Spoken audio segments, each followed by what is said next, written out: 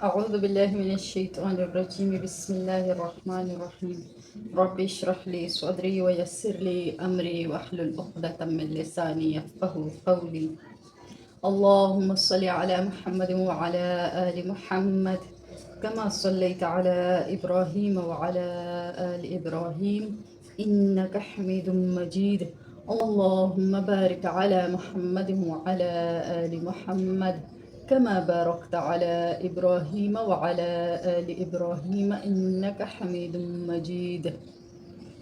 السلام علیکم ورحمۃ اللہ وبرکاتہ. تو ایک حدیث میں ابو یحییٰ صہیب بن سنان رضی اللہ عنہ سے روایت ہے، فرماتے ہیں قال رسول اللہ صلی اللہ علیہ وسلم عجب لامر المؤمن، مومن کا سارا معاملہ ہی عجیب ہے. ان امرہ کلہ لہ خیر، کہ اس کے تمام کام اس کے لیے خیر ہیں.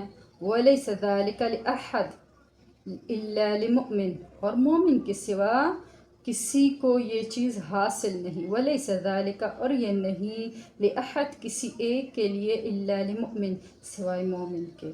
ان اصابتہ سراء شکر، ان اصابتہ اگر اس کو پہنچتی ہے سراء خوشحالی، شکرا وہ شکر کرتا ہے، فکان لہ خیر سو وہ اس کے لیے بہتر ہے.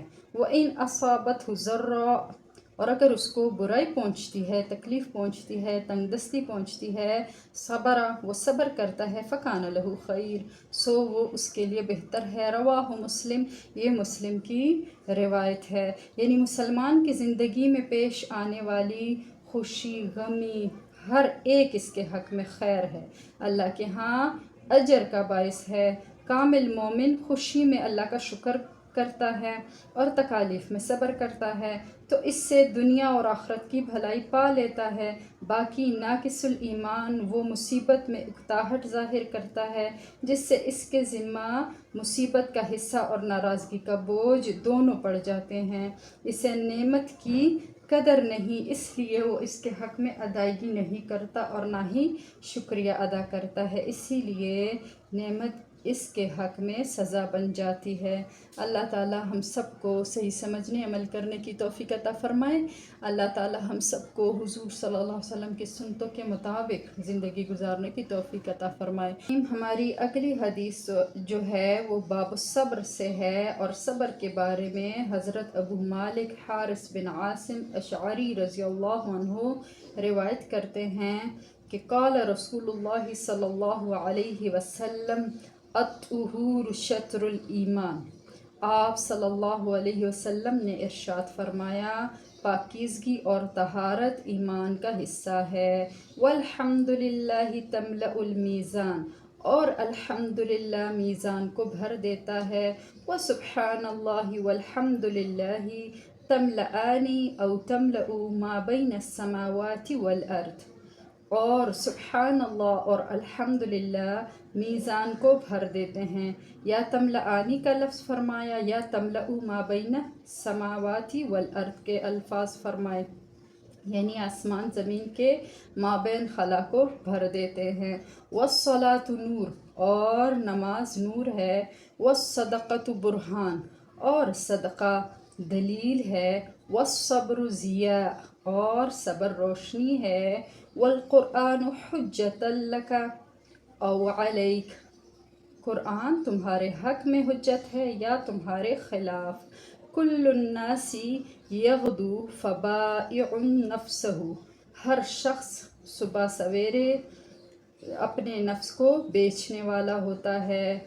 فمعتقها او موبقها، پھر اس کو آزاد کرنے والا ہوتا ہے یا ہلاک کرنے والا ہوتا ہے.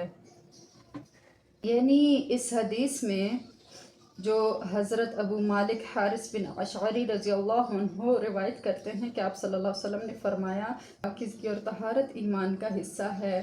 یعنی اسلام میں وضو کا بہت بڑا مقام ہے، وہ صحت نماز کے لیے شرط ہے، یعنی نماز کے ٹھیک ہونے کے لیے وضو شرط ہے. اس سے ہمیں پتہ چلا اسلام میں طہارت کا کتنا بڑا مقام ہے. ٹھیک ہے، اور اس ارشاد میں ذکر کی بھی فضیلت آ گئی. الحمدللہ، سبحان اللہ، یہ میزان کو بھر دیتے ہیں۔ سبحان اللہ، الحمدللہ، جو آسمان و زمین کے مابین جتنی خلا ہے اس کو بھر دیتے ہیں۔ اور فرمایا نماز نور ہے، یعنی نفلی نماز کی کثرت پر آمادہ کیا گیا، کیونکہ نماز مومن کے لیے زندگی میں سلامتی کے راستے کو روشن کرتی ہے، اور اس لیے بھی نماز کی کثرت کا حکم دیا کہ یہ برائی اور بے حیائی سے روکنے والی ہے، سیدھے راستے کی رہنما اور ہلاک کن مقامات سے بچانے والی ہے۔ اور آگے اس حدیث مبارکہ میں بیان ہوتا ہے صدقہ، کہ والصدقۃ برہان، صدقہ دلیل ہے، یعنی کثرت صدقہ کا یہاں پہ حکم دیا گیا۔ یہ صدقہ مومن کے صدق و اخلاص کی علامت ہے۔ اور صبر کا یہاں پہ حکم دیا گیا، والصبر ضیاء، فرمایا گیا کہ صبر روشنی ہے، مطلب صبر کی فضیلت کا ذکر آیا ادھر کہ صبر انسان کے لیے روشنی بنتا ہے۔ والقرآن حجۃ لک او علیک، اور قرآن یا آپ کے لیے حجت ہے یا آپ کے خلاف حجت ہے، یعنی قرآن مجید تمام شرعی احکامات کا اصل الاصول ہے، اور اختلافی جھگڑے کے وقت یہی مرجع ہے، اور مسلمانوں کا دستور العمل بھی ہے۔ قرآن یا ہمارے لیے حجت ہو سکتا ہے یا ہمارے خلاف حجت ہو سکتا ہے۔